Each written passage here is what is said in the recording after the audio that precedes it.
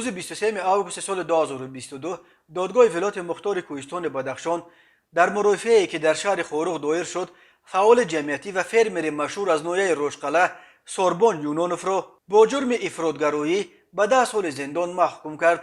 در این باره تلگرام کانال پامیر دیلی نیوز که مسائل مربوط به بدخشان را پیگیری میکند خبر داد. مقامات تا کنون نه بازداشت و نه حکم سوربون یونونوف را رسما یگان شرح ندادند، ولی پامیر دیلی نیوز با تکیه به منابع خود خبر داد که سوربون یونونوف 62 ساله در دادگاه اتهامات افراطگرایی را به گردن نگرفته است و در سخن آخرینش چنین گفته است: من به عرف و عمل خودم می ایستم.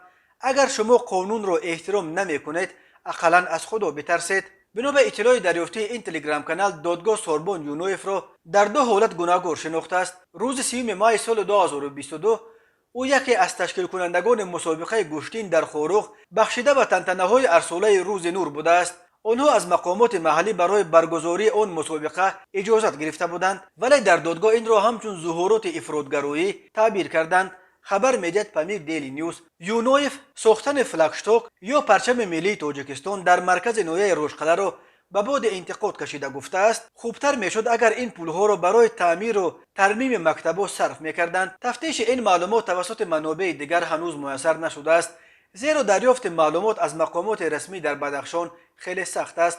ولی پامیر دیلی نیوز خبر میدهد که بعد صدور حکمش قرار است به زودی سوربون یونونوف را به دوشنبه انتقال میدهند. قرار معلوم در ولایت مختار کوهستان بدخشان یگان محبس وجود ندارد و محکوم شدگان را از اینجا برای ادای حکم به دوشنبه میفرستند و از آنجا به زندانهای واقع در قسمت‌های مختلف تاجیکستان تقسیم میکنند. سوربون یونونوف 62 سال داشته یک خواجگی فرمیری را در دهه برتقدیم نویه روشقله اداره میکند و همچنین خط تولید شربت‌های طبیعی را با نام شربت پامیر تأسیس داده بود.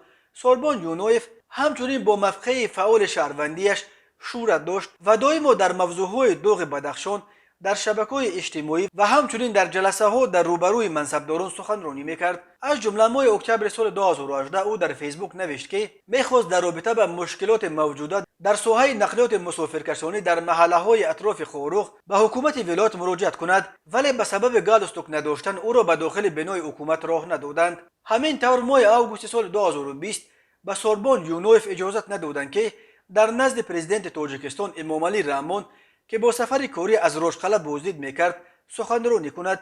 مقامات به آن پیش آوردند که او برای سخنرانی دیر عریضه داده است، ولی یونونوف گفت مقامات محلی به او شرط گذاشتند که متن سخنرانیش را از قبل با آنها هماهنگ کند، ولی او این را قبول نکرده است. سوربون یونونوف گفت میخواست به پرزیدنت انتخابات مستقیم رئیسان جماعت‌ها را پیشنهاد کند. رئیسان جماعت‌ها را در حال حاضر مقامات بالایی تعیین میکنند و اکثر این کرسی‌ها خرید و فروش میشوند. همچنین نیت داشتند درباره ترمیم راه‌های ولنگار شده روشقله و مشکل معاینه تکنیکی ماشین‌ها صحبت کنم. گفته بود یونونوف مقامات تاجیکستان در پی سرکوب اعتراض‌های ماه می که به حساب سازمان ملل حدود 40 تن از اعتراضگران کشته شدند و بیش از 200 نفر از ساکنان و زادگان بدخشان از جمله دست کم 90 تن از فعالان را دستگیر کردند.